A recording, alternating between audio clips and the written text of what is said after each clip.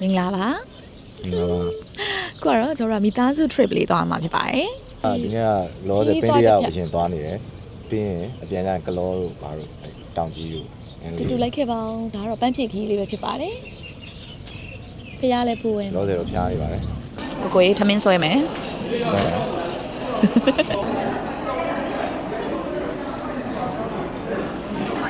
ကျွန်တော်တားဖပါနေရလေး တိတိလေးပဲပြန်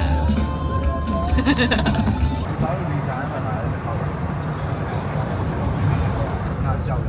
ယ် ဟုတ်တယ်ဟိုအဲ့ဒါသူတို့လားဟုတ်တယ်ယူရီးယားဗီဒီယိုဗီတိုဗီ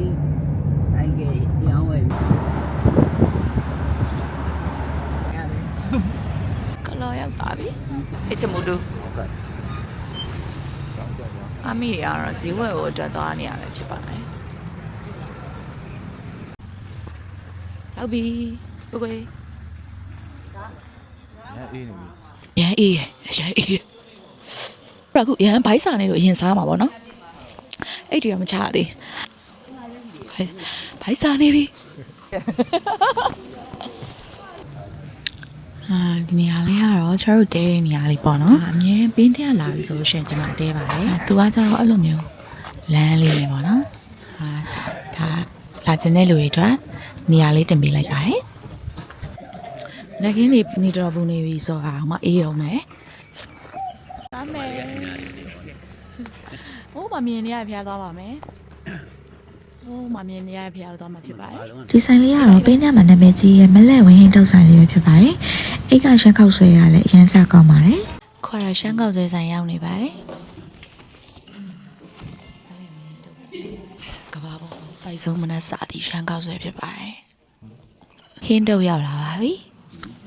ရှမ်းကောက်ဆွဲတပွဲစားလိုက်တာနဲ့တနေ့တာရဲ့ကြည်လင်းလန်းဆန်းမှုတွေကိုရပြီ။စားခြင်းနေကြတယ်မလားချင်းနေ ည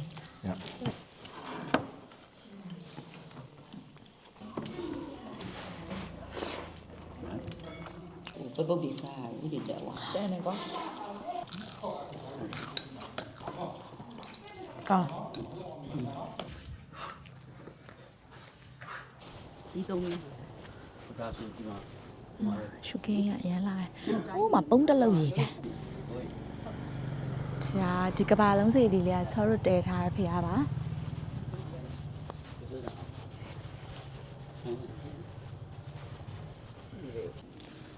ဒီကဘာလုံးစီကချောတို့မိသားစုတည်ထားတဲ့ဖျားအဲ့တော့ပင်းတရနိုင်ကူလာပြီဆိုလို့ရှိရင်တောင်ကြီးမှာတည်ထားတဲ့ဖျားပေါ့နော်အဲ့ချောတို့တည်ထားတာဒီမှာပြီးတော့ဒီစုတသေးလေးရလဲချောအမေရဲ့ဟိုတပည့်တွေမောင်နှမတွေတည်ထားတဲ့ဖျားတွေပေါ့ဒီဘက်တောင်ကြီး ရလိုက်မယ် ဒါလေးရအတီးတီးတီးရလဲ ဒါအရင်ဖရားလေးပါနော်ခြေတော့ရပါဒါတော့ချောတို့လူထားတဲ့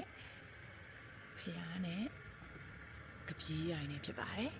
ဒီမှာကတော့ငကားတကွန်နိုင်ဖြစ်ပါတယ် ပင်းတရလိုင်ကိုဖျောက်သွားပြီဆိုလို့ရှိရင်အရင်ဆုံးတွေ့ရတာကမင်းသားတစ်ပါးမြားပြစ်နေတဲ့ဟန်ရဲ့ပြီးတော့ပင်းကိုအကြီးတစ်ကောင်ရဲ့အနောက်မှာနှစ်သမီး9ပေါ်ရဲ့ပေါ့နော်ဒါကိုအရင်ဆုံးတွေ့ရမှာပါဒီအကြောင်းကိုကျွန်တော်စိတ်ဝင်စားလို့လေ့လာကြည့်တဲ့အခါမှာတော့တကယ်ကိုစိတ်ဝင်စားဖို့ကောင်းတဲ့အကြောင်းအရာလေးတစ်ခုသိရမှာပေါ့နော်ဒါလေးကိုကျွန်တော်ပြန်ပြီး sharing လုပ်ချင်ပါတယ်အိုးရင်တော့ကဒီငကပတ်တောင်ကြီးမှာရသေးကြီးတစ်ပါးသတင်းသုံးမိနေတိုင်းနဲ့အဲ့ရသေးကြီးရဲ့မနီမဝေးမှာငကားမင်းတစ်ကောင်ရှိတယ်သူကလည်းဂလုံရံအောင်မကြောက်ဖဲနဲ့ဒီတောင်ကြီးမှာတည်ရှိနေပေါ့နော်တစ်ချိန်ကျတော့ဂလုံမင်းကဒီငကားကိုထိုးတုပ်ဖို့ကြိုးစားတယ်အဲ့လိုအချိန်မှာသူဘလို့ထိုးတုပ်ဒီငကားမင်းကိုဘလို့မှမနိုင်ခဲ့ဘူးအဲ့လိုဖြစ်တော့သူကပရိယေသုံးပြီးတော့လူဖန်ဆင်းတယ်ပေါ့နော်လူဖန်ဆင်းပြီးတဲ့အချိန်မှာဒီငကပတ်တောင်မှာသတင်းသုံးနေတဲ့ရသေးမင်းကြီးကိုရှောက်တင်တယ်လူအနေနဲ့ပေါ့နော်ရှောက်တင်တာဘလို့ရှောက်တင်လဲဆိုတော့ဒီငကားကြီးကဘာကြောင့်အဲ့လိုဂလုံကမမနိုင်တာလဲပေါ့နော်ဘလို့ကြောင့်သူ့ဂလုံမင်းကမနိုင်တာလဲဆိုပြီးတော့လူအနေနဲ့ပရိယေသုံးပြီးရှောက်တင်တဲ့အခါမှာရသေးကြီးကလည်းသူ့ရဲ့ပရိယေကိုမသိဘဲနဲ့ပြန်ပြီးတော့မိန့်ကြတယ်ပေါ့အဲ့ဒါဘာလဲဆိုတော့ तू ကဒီငကားကြီးကဗရမများရှင်တော့ငုံထားတဲ့အတွက်ကြောင့်သူ့ကိုထိုးထုတ်လို့မရခြင်းဖြစ်တယ်တဲ့ဂလုံမင်းနေတာသူ့ကိုတကယ်ထိုးထုတ်မယ်ဆိုလို့ရှိရင်ငကားကြီးရဲ့အမိကနေမချီပြီးတော့ဒီဗရမများရှင်ငုံထားတာကိုထွက်ကြအောင်လှုပ်ပြီးတဲ့အခါမှသာလျှင်ထိုးထုတ်လို့ရမယ်ဆိုပြီးတော့မိန့်အဲ့အချိန်မှာဂလုံမင်းကသူတိသွားတဲ့အချိန်မှာငကားမင်းကိုအမိကနေဆွဲပြီးတော့သူဗရမများရှင်ကြောက်သွားတဲ့အချိန်ခါထုတ်ပြီးတော့မှစားသုံးမှုအတွက် တည်ဆောင်လာတယ်ပေါ့နော်အဲ့ဒီချိန်ထဲမှာပဲကိုမာပြမင်းသားခီးထွက်လာရင်လည်းလေးနဲ့များအသင့်ပါလာတယ်ပေါ့နော်မင်းသားကိုမြင်တဲ့အချိန်မှာငကားမင်းရဲ့အကူကြီးတောင်းတယ်အကူကြီးတောင်းတော့မင်းသားကသူ့လေးနဲ့ဂလုံမင်းကိုလှမ်းပြီးပြစ်ခွင်လိုက်တယ်မင်းသားပြစ်လိုက်တဲ့မြားတန်းနဲ့ဂလုံမင်းကတေးလူမျိုးပါဖြစ်နေတဲ့အချိန်မှာတင့်ကြောင့်စားရန်ဆဲဆဲဖြစ်နေတဲ့ငကားမင်းကိုလည်းမစားဘဲနဲ့တင့်မြားချက်နဲ့တေးရတော့မှဖြစ်တဲ့အတွက်ကြောင့်သူချိန်စားတိုက်ခဲ့တယ်ပေါ့နော်နောင်ဘဝမှာခန္ဓာကိုယ်ကြီးမားပြီးတော့ဒီမင်းသားရဲ့တွားလန်တစ်လျှောက်မှာရံမူနိုင်တဲ့သူဖြစ်ရပါစေဆိုပြီးတော့သူကချိန်ဆခဲ့အဲ့ဒါနဲ့ပဲနောင်ဘဝမှာနောက်ဖက်မှုဦးမင်သုံးအလဲမှာပင့်ကူကြီးဖြစ်သွားခဲ့တယ်ပေါ့နော်တနေ့မှာဂုံမဘေးကမင်းသားကတောထဲမှာဒါလက်ပါတဲ့ရှူခင်းတွေကိုကြည့်နေရင်မနီးမဝေးလှိုင်ကူကနေပြီးတော့အော်တန်ကြတယ်ပေါ့နော်အဲ့ဒါနတ်သမီးခုနှစ်ဖွဲ့အော်တန်ဖြစ်နေအဲ့ချိန်မှာဒီလှိုင်ကူတွေကဝင်ပြီးတော့ကြည့်တဲ့အချိန်မှာပင့်ကူညှင်နေနဲ့ရစ်ပတ်ပြီးတော့ဖမ်းဆီးချုံနှောင်ခံထားရတဲ့နတ်သမီးခုနှစ်ဖွဲ့ကိုတွေ့တယ်ပေါ့နော်အဲ့ချိန်မှာသူကယ်ဖို့ကြိုးစားနေရင်လည်းစဉ်းစားမိတာတကူကဒီချိန်မှာပင့်ကူရောက်လာနိုင်ရင်အနေနဲ့များတာဖြစ်တဲ့အတွက်ကြောင့်ဒီပင့်ကူလာရလမ်းကိုအရင်ဆုံးတွားပြီးတော့ဒီပင့်ကူကြီးကိုတုတ်တင်ရှင်းလင်းမှသာလည်းအဆင်ပြေမယ်လို့အတွေးဝင်တဲ့အချိန်မှာပင့်ကူကြီးနဲ့တွားပြီးတော့ရင်ဆိုင်ခဲ့တယ်ပေါ့နော်ပင့်ကူကြီးနဲ့ရင်ဆိုင်တဲ့အချိန်မှာမင်းသားရဲ့မြားတစ်ချက်တည်းနဲ့ပင့်ကူကတေးခဲ့တေးတော့မင်းသားအဲ့ချိန်မှာပင့်ကူရပြီဆိုပြီးတော့ကြွေးကြော်ရင်းနဲ့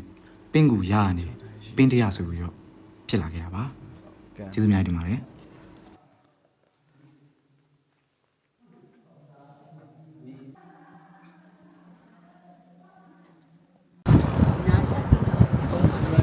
ဒီကန်ပုံးတလုတ်ကန်ပုံးလုတ်ကန်လေးကခင်းဆိုင်နေမှာလားစားကိုကြိုက်တဲ့နေရာလေးပြဟုတ်